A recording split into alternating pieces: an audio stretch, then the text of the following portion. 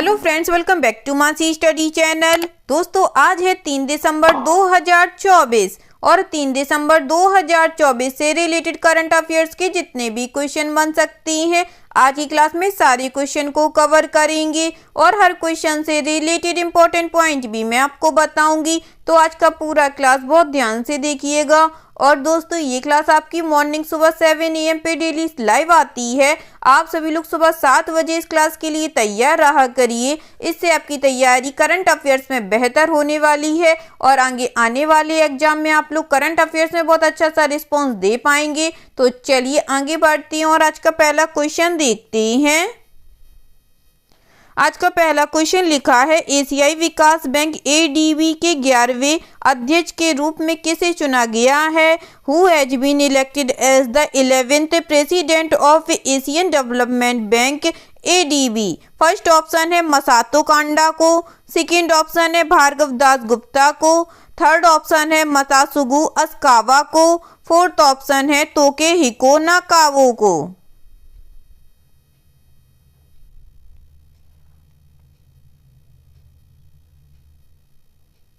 जल्दी से बताइएगा दोस्तों, एशियाई विकास बैंक ADB के 11वें अध्यक्ष के रूप में किसे चुना गया है? इस क्वेश्चन का जो राइट आंसर हो जाएगा फ्रेंड्स, वह है हमारा ऑप्शन नंबर A, मसातो कांडा को। ठीक है दोस्तों, चलिए इससे रिलेटेड इंपॉर्टेंट पॉइंटों को पढ़ते हैं। मसातो कांडा को सर्वसम्मति से ADB का 11वां अध्यक्ष चुना गया और वे अगले साल 24 फरवरी को मतभार ग्रहण करेंगे। मसातो कांडा को सर्वसम्मति से ADB का 11वां अध्यक्ष चुना गया और वे अगले साल 24 फरवरी को पदभार ग्रहण करेंगे। 59 वर्षीय कांडा को अंतर्राष्ट्रीय वित्त और नीति में 40 वर्षों का अनुभव है। वे वर्तमान में जापान के प्रधानमंत्री और वित्त मंत्री के विशेष सलाहकार हैं। उन्होंने पहले नीति नियोजन के लिए उप मंत्री और अंतर्राष्ट्रीय मामलों के लिए वित्त के उपमंत्री जैसे पद संभाले हैं। कांडा ने टोक्यो विश्वविद्यालय से विधि स्नातक और ऑक्सफोर्ड विश्वविद्यालय से अर्थशास्त्र में MPhil की डिग्री प्राप्त की है, जो G7 और G20 जैसे वैश्विक मंचों में उनका नेतृत्व, बहुपक्षीय सहयोग और वैश्विक चुनौतियों से निपटने पर उनके फोकस को उजागर करता है। ठीक है दोस्तों, आगे बढ़ती हूँ, नेक्स्ट क्वेश्चन देखती हैं। नेक्स्ट क्वेश्चन लिखा है फ्रेंड्स, पुलिस महानिदेशकों अथवा महानिरीक्षकों का अखिल भारतीय सम्मेलन 2024 कहां आयोजित किया गया? Where was the all India conference of director generals oblique inspector generals of police 2024 held? First option है हैदराबाद, सेकेंड ऑप्शन है न्यू दिल्ली, थर्ड ऑप्शन है भुवनेश्वर, फोर्थ ऑप्शन है चेन्नई।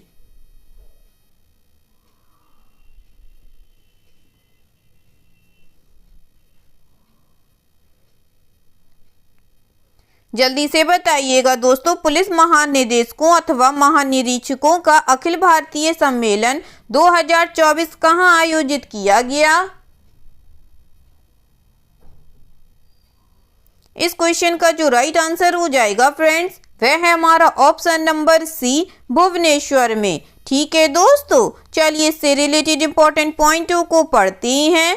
प्रधानमंत्री नरेंद्र मोदी ने उड़ीसा के भुवनेश्वर में पुलिस महानिदेशकों अथवा महानिरीक्षकों के अखिल भारतीय सम्मेलन 2024 में भाग लिया।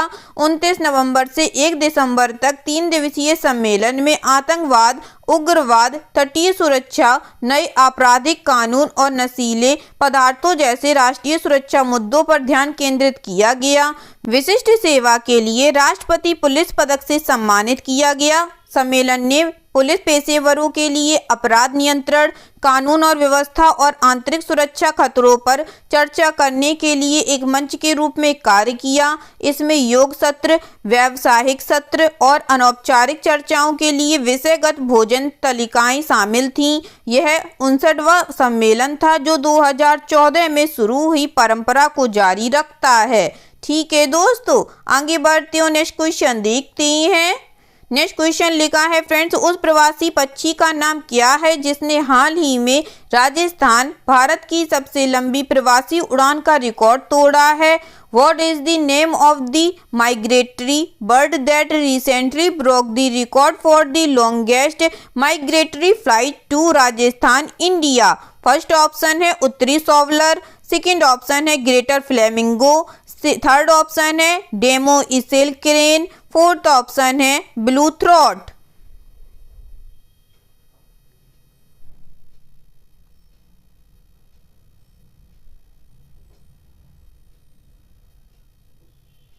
जल्दी से बताइएगा दोस्तों, उस प्रवासी पक्षी का नाम क्या है जिसने हाल ही में राजस्थान भारत की सबसे लंबी प्रवासी उड़ान का रिकॉर्ड तोड़ा है? इस क्वेश्चन का जो राइट आंसर हो जाएगा फ्रेंड्स, वह है हमारा ऑप्शन नंबर सी, डेमो इसेल क्रेन। चलिए इससे रिलेटेड इंपॉर्टेंट पॉइंटों को पढ़ते हैं। साइबेरियाई डेमो इसेल क्रेन सुकुपाक ने भारत के राजस्थान में 3676 किलोमीटर से अधिक की दूरी तय करके एक रिकॉर्ड बनाया। यह सबसे छोटी क्रेन प्रजाति है जो अपने एकांत और सामाजिक व्यवहार के लिए जानी जाती है। यह पक्षी भारत में सांस्कृतिक महत्व रखता है, जहां इसे कूंज या गुर्जा कहा जाता है। डेमो इसेल क्रेन खेतों, मैदानों, रेगिस्तानों और पानी के साथ के मैदानों में रहते हैं। मध्य यूरेशिया में प्रजनन करते हैं और भारत और उप सहारा अफ्रीका में सदियां बिताते हैं। सुखपाक ने भारत पहुंचने के लिए रूस, कजाकिस्तान, तुर्कमेनिस्तान, अफगानिस्तान और पाकिस्तान से होते हुए एक असामान्य मार्ग का अनुसरण किया है। संरक्षण प्रयासों में राजस्थान के खींचन में भारत का पहला डेमो इसेल क्रेन रिजर्व शामिल है। उनकी संरक्षण स्थिति सबसे कम चिंताजनक है, लेकिन वे निवास स्थान के नुकसान और शिकार जैसे खतरों का सामना करते हैं। ठीक है दोस्तों, चलिए आगे बढ़ती हूँ, नेक्स्ट क्वेश्चन देखते हैं। नेक्स्ट क्वेश्चन लिखा है फ्रेंड्स, हाल ही में समाचारों में आया नगाड़ा महोत्सव किस जनजाति द्वारा मनाया जाता है? नगाड़ा festival which was seen in the news is celebrated by which tribes? First option है फोम्स, सेकंड ऑप्शन है कोन्याक, थर्ड ऑप्शन है रेंगमा, फोर्थ ऑप्शन है संगतम।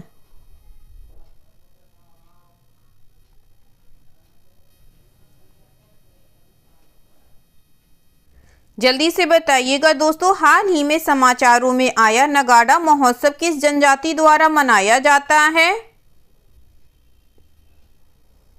इस क्वेश्चन का जो राइट आंसर हो जाएगा फ्रेंड्स, वह है हमारा ऑप्शन नंबर सी, रेंगमा। चलिए इससे रिलेटेड इंपॉर्टेंट पॉइंटों को पढ़ते हैं। रेंगमा नागा जनजाति ने नागालैंड के सेमेन्यू RSA मैदान में नगाड़ा उत्सव सह मिनी हॉर्नबिल उत्सव मनाया। रेंगमा नागालैंड और असम में रहने वाला एक तिब्बती बर्मी जातीय समूह है। 2011 की जनगणना के अनुसार नागालैंड में उनकी आबादी 62,951 और असम में लगभग 22,000 है। वे नंजोग या इंजांग के रूप में पहचाने जाते हैं और मंगोलॉयड नस्लीय समूह में संबंधित हैं। वे पूर्वोत्तर भारत में बसने से पहले यूनान पर्वतों के माध्यम से दक्षिण पूर्व एशिया से ऊपरी बर्मा में चले गए।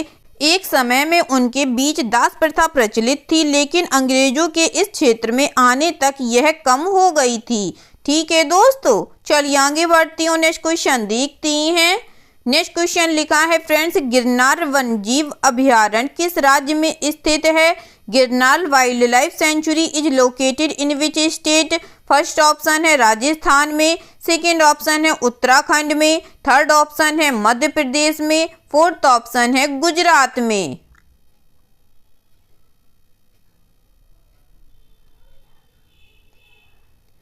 बताइएगा दोस्तों, गिरनार वन्यजीव अभयारण्य किस राज्य में स्थित है?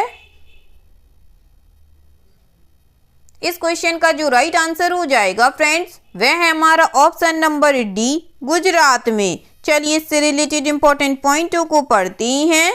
गिरनार वन्यजीव अभयारण्य से पृथ्वी अवलोकन ने 2000 से 2020 तक मुख्य मंदिर क्षेत्र के पास बस्तियों में वृद्धि दिखाई। इसी अवधि के दौरान अभयारण्य में घने जंगल काफी हद तक खुले जंगल में बदल गए।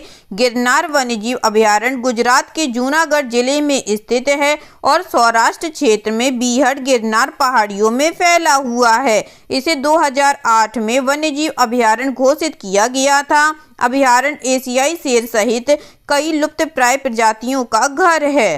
ठीक है दोस्तों, चलिए आगे बढ़ती हूँ। नेक्स्ट क्वेश्चन देखते हैं। नेक्स्ट क्वेश्चन लिखा है फ्रेंड्स, भारत का पहला ग्रीन हाइड्रोजन ईंधन स्टेशन किस शहर में स्थापित किया गया है? India's first green hydrogen fuelling station has been established in which city? First option है लेह में, सेकंड ऑप्शन है इंदौर में, थर्ड ऑप्शन है जैसलमेर में, फोर्थ ऑप्शन है चेन्नई में।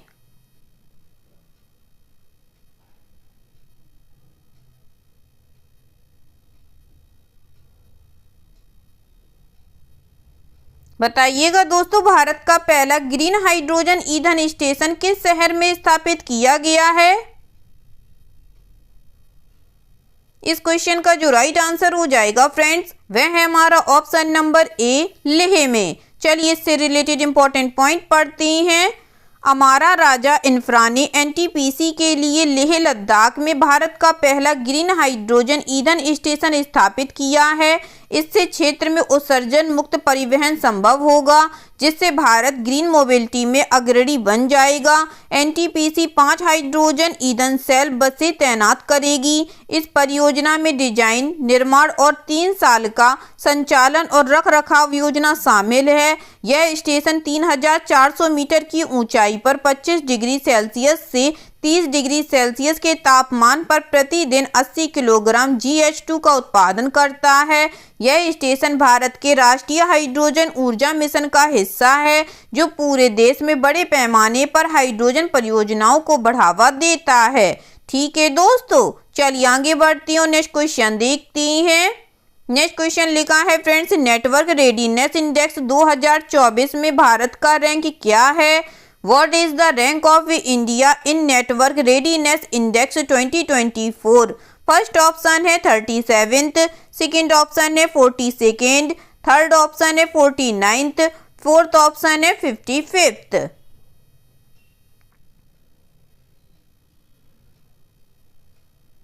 जल्दी से बताइएगा दोस्तों, नेटवर्क रेडीनेस इंडेक्स 2024 NRI 2024 में भारत का रैंक क्या है? इस क्वेश्चन का जो राइट आंसर हो जाएगा फ्रेंड्स, वह है हमारा ऑप्शन नंबर सी, 49th। चलिए इससे रिलेटेड इंपॉर्टेंट पॉइंट पढ़ते हैं। नेटवर्क रेडीनेस इंडेक्स NRI 2024 में भारत 49वें स्थान पर है, जो 2023 से 11 पायदान ऊपर है। NRI 54 चरों का उपयोग करके प्रौद्योगिकी, लोगों, शासन और प्रभाव के आधार पर 133 अर्थव्यवस्थाओं का मूल्यांकन करता है। पोर्टुलन्स इंस्टीट्यूट द्वारा प्रकाशित रिपोर्ट में भारत के स्कोर में 2023 में 49.93 से 2024 में 53.63 तक सुधार पर प्रकाश डाला गया है। AI वैज्ञानिक प्रकाशनों, AI प्रतिभा, एकाग्रता और ICT सेवाओं के निर्यात में भारत विश्व स्तर पर अग्रणी है। यह FTTH subscription, mobile broadband traffic और अंतर्राष्ट्रीय इंटरनेट बैडविड्थ में दूसरे स्थान पर है और घरेलू बाजार पैमाने में तीसरे स्थान पर है। निम्न मध्यम आय वाले देशों में भारत दूसरे स्थान पर है, जो मजबूत डिजिटल प्रगति और नवाचार को दर्शाता है। ठीक है दोस्तों, चलिए आगे बढ़ती हूँ। नेक्स्ट क्वेश्चन देखते हैं। नेक्स्ट क्वेश्चन लिखा है फ्रेंड्स, समाचारों में रहा ई दाखिल पोर्टल किस क्षेत्र से संबंधित है? ई दाखिल portal which was seen in the news is associated with which sector? First option है पशुधन, सेकंड ऑप्शन है खाद्य प्रसंस्करण, थर्ड ऑप्शन है उपभोक्ता शिकायतें, फोर्थ ऑप्शन है आयकर।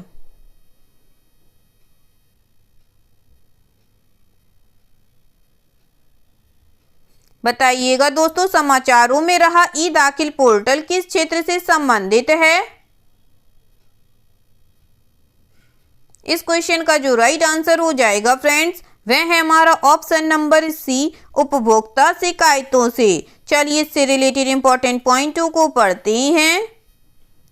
उपभोक्ता मामलों के विभाग ने ई दाखिल पोर्टल को देश भर में सफलतापूर्वक लागू किया है, जो अब सभी राज्यों और केंद्र शासित प्रदेशों में चालू है। इसे राष्ट्रीय उपभोक्ता विवाद निवारण आयोग द्वारा 2020 में लॉन्च किया गया था।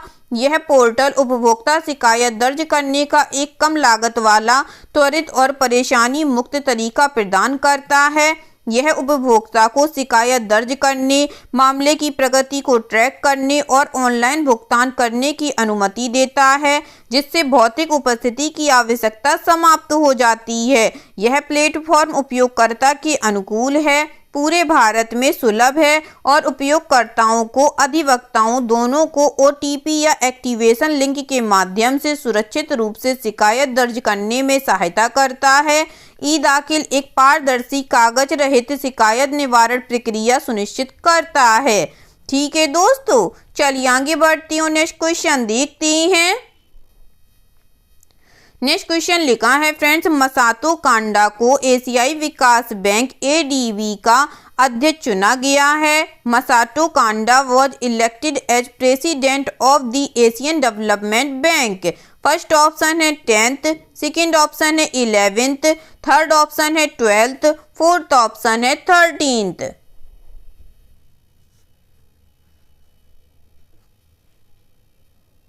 जल्दी से बताइएगा दोस्तों, मसातो कांडा को एशियाई विकास बैंक ADB का कौन से नंबर का अध्यक्ष चुना गया है? इस क्वेश्चन का जो राइट आंसर हो जाएगा फ्रेंड्स, वह है हमारा ऑप्शन नंबर बी, 11th। चलिए इससे रिलेटेड इंपॉर्टेंट पॉइंटों को पढ़ते हैं। जापान के पूर्व शीर्ष मुद्रा राजनयिक मसातो कांडा को एशियाई विकास बैंक ADB का 11वां अध्यक्ष चुना गया है। 59 वर्षीय कांडा वर्तमान में जापान के प्रधानमंत्री और वित्त मंत्री के विशेष सलाहकार के रूप में कार्यरत हैं। वह 24 फरवरी 2025 को पदभार ग्रहण करेंगे और मसात्सुगु आसाकावा का स्थान लेंगे, जो अगले वर्ष 23 फरवरी को पद छोड़ देंगे। कांडा आसाकावा का शेष कार्यकाल पूरा करेंगे, जो 23 नवंबर 2026 को समाप्त होगा। ठीक है दोस्तों, चलिए आगे बढ़ते हैं और आज का लास्ट क्वेश्चन देखते हैं। आज का लास्ट क्वेश्चन लिखा है फ्रेंड्स, झारखंड मुक्ति मोर्चा के नेता हेमंत सोरेन ने चौथी बार झारखंड के मुख्यमंत्री के रूप में शपथ ली।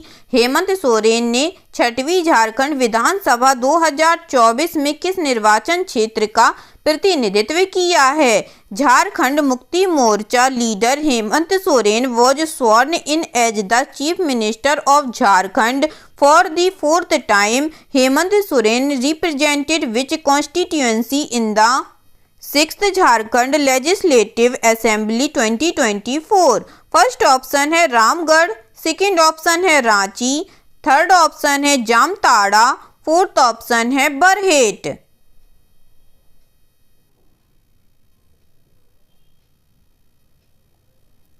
जल्दी से बताइएगा दोस्तों, झारखंड मुक्ति मोर्चा के नेता हेमंत सोरेन ने चौथी बार झारखंड के मुख्यमंत्री के रूप में शपथ ली है। हेमंत सोरेन ने 6वीं झारखंड विधानसभा 2024 में किस निर्वाचन क्षेत्र का प्रतिनिधित्व किया है? इस क्वेश्चन का जो राइट आंसर हो जाएगा फ्रेंड्स, वह है हमारा ऑप्शन नंबर डी, बरहेट का। चलिए इससे रिलेटेड इंपॉर्टेंट पॉइंटों को पढ़ते हैं। झारखंड मुक्ति मोर्चा के नेता हेमंत सोरेन ने चौथी बार झारखंड के मुख्यमंत्री के रूप में शपथ ली। राज्यपाल संतोष कुमार गंगवार ने रांची के मोरहाबादी मैदान में आयोजित एक समारोह में उन्हें झारखंड के 14वें मुख्यमंत्री के रूप में पद और गोपनीयता की शपथ दिलाई। हेमंत सोरेन ने चौथी बार झारखंड के मुख्यमंत्री के रूप में शपथ ली है। उन्होंने पहली बार 13 जुलाई 2013 को शपथ ली थी और 28 दिसंबर 2014 तक पद पर रहे। उनका दूसरा कार्यकाल 2019 से 31 जनवरी 2024 तक था और तीसरा कार्यकाल 4 जुलाई 2024 से 28 नवंबर 2024 तक था। ठीक है दोस्तों, आई होप आज के सभी क्वेश्चन आप लोगों को बहुत अच्छे लगे होंगे फ्रेंड्स, और आज के सभी क्वेश्चन आपके एग्जाम के लिए काफ़ी इंपॉर्टेंट भी थे दोस्तों। अगर आप लोगों ने क्लास अच्छे से समझी हो तो प्लीज़ इस क्लास को लाइक कीजिएगा, शेयर कीजिएगा और आपके अपने चैनल मानसी स्टडी चैनल को सब्सक्राइब कीजिएगा और अपना कमेंट बॉक्स में करना मत भूलिएगा। ठीक है दोस्तों, थैंक यू सो मच दोस्तों।